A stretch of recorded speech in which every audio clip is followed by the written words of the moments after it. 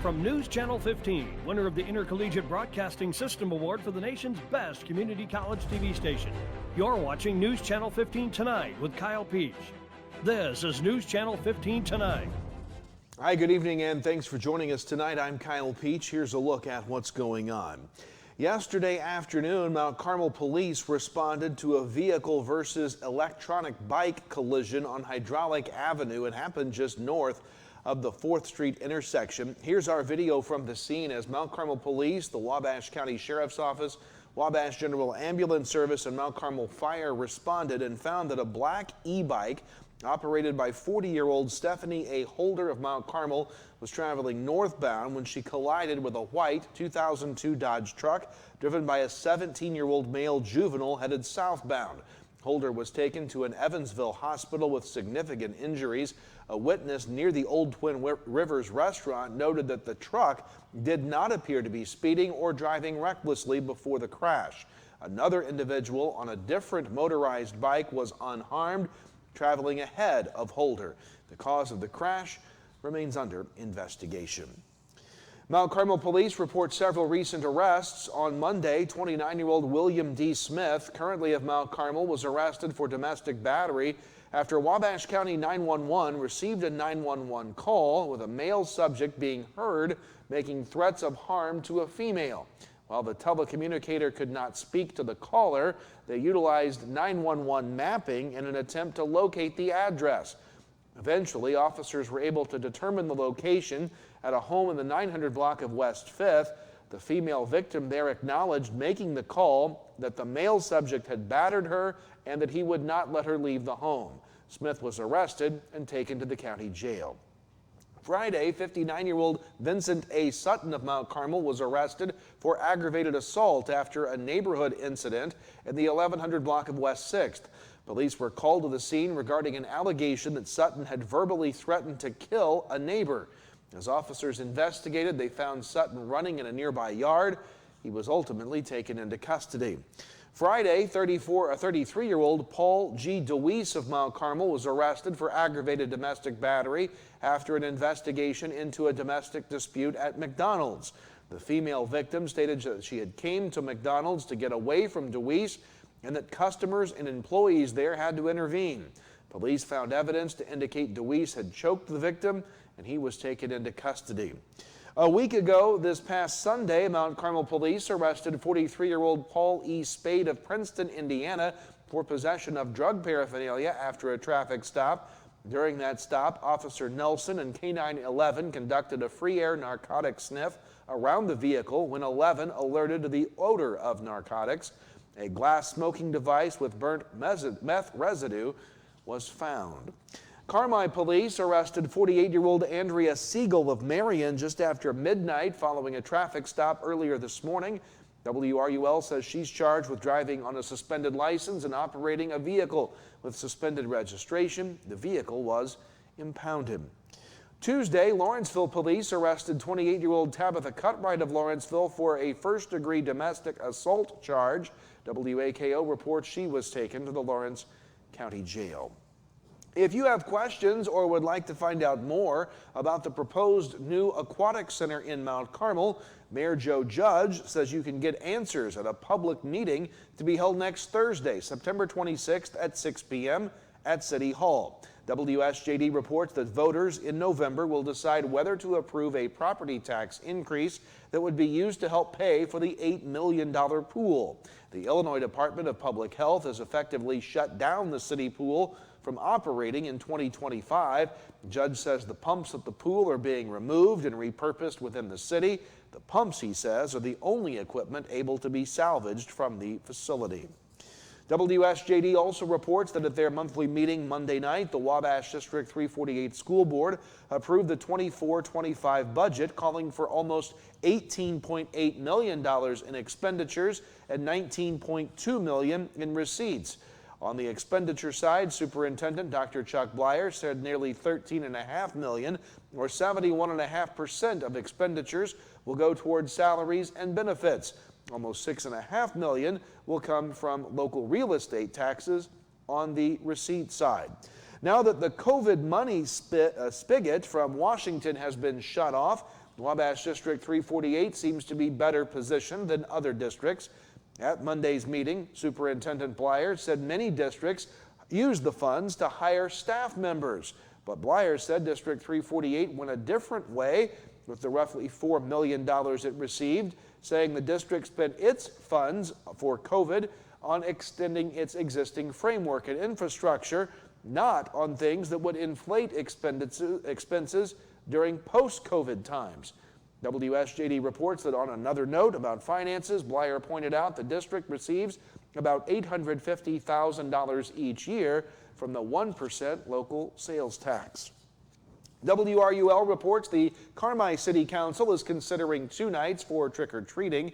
Details will soon be finalized. The city is planning on a trunk-or-treat behind the City Light and Water Building on October 31st. More details there to come.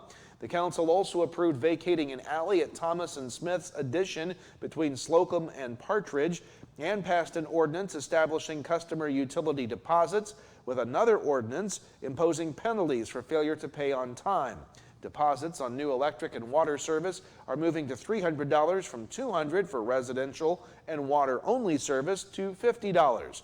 Meanwhile, in other business, Tim Sneed will take Denton Odd's spot as a trustee on the library board for a 3-year term, and the council agreed to pay Moron Electric Economic Development, that is, $570 for the annual TIF joint review. WFIW reports that the Fairfield Park District Board met last week.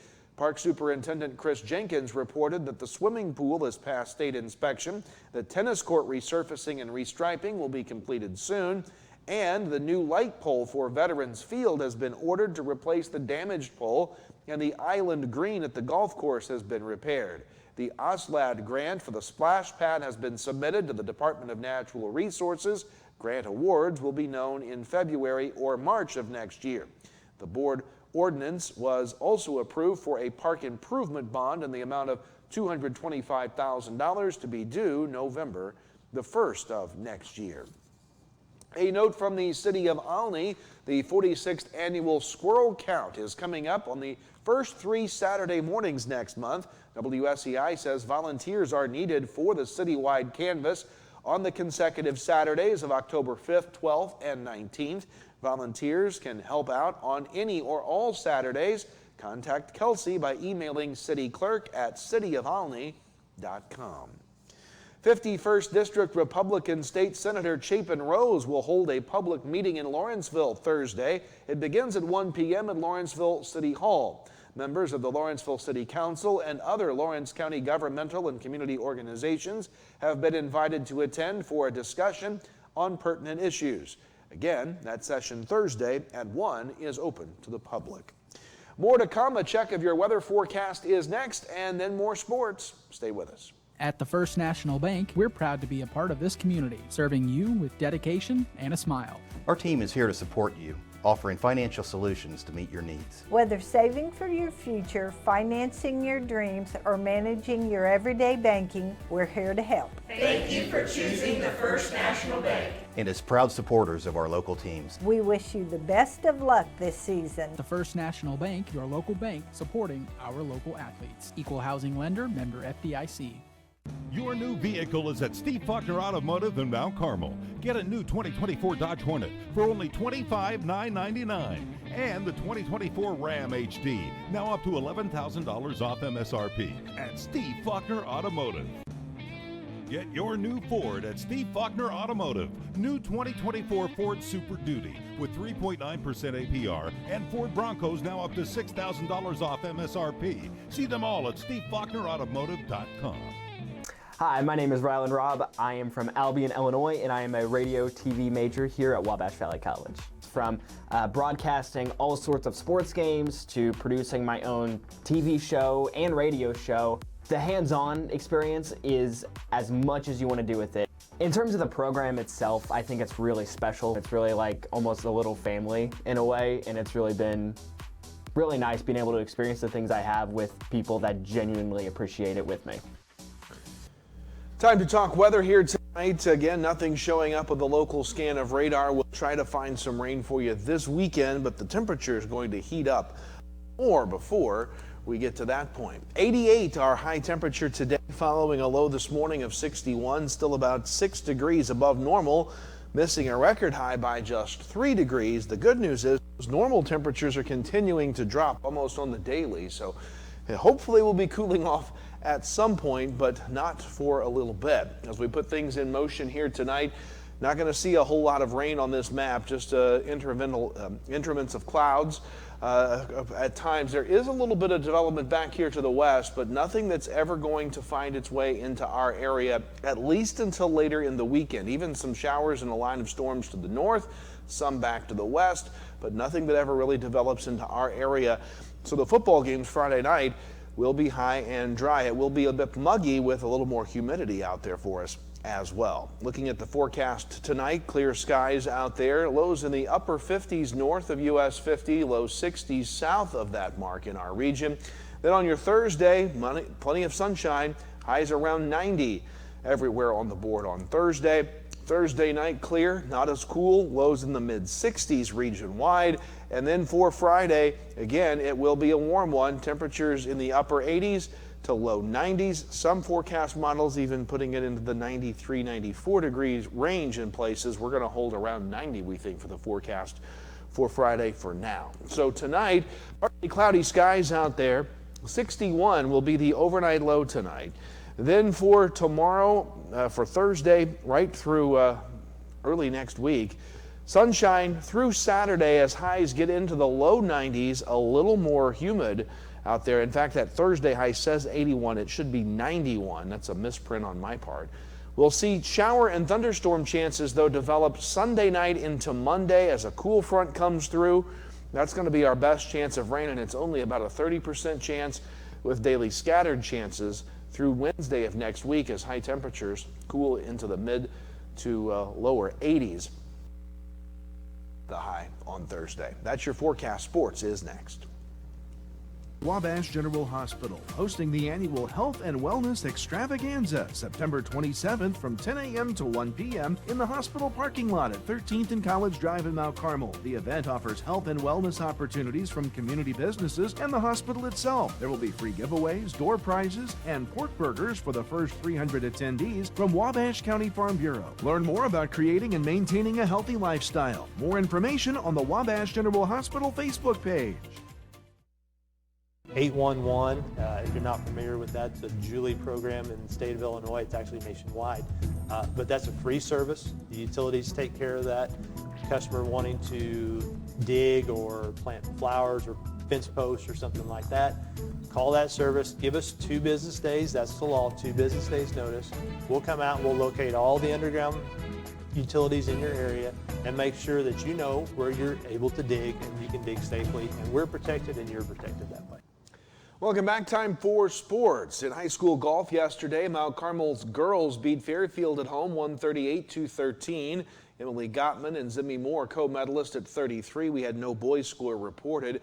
At Flora in the boys match, Carmi took first with a 158, Flora second at 171.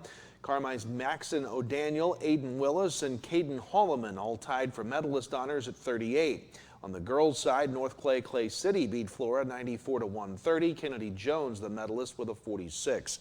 At the Saline County Country Club, Hamilton County beat El Dorado 151-170. The Fox's Mason Hart, medalist, with a 34. On the girls' side, Hamilton County beats El Dorado 186-225.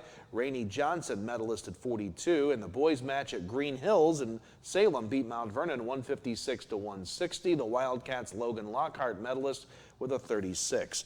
Volleyball last night, Salem beats Olney 2-1, Newton over Charleston 2-0, Hamilton County beat El Dorado, Grayville over Patoka, NCOE over Marion, and Wayne City over Sandoval, all 2-0.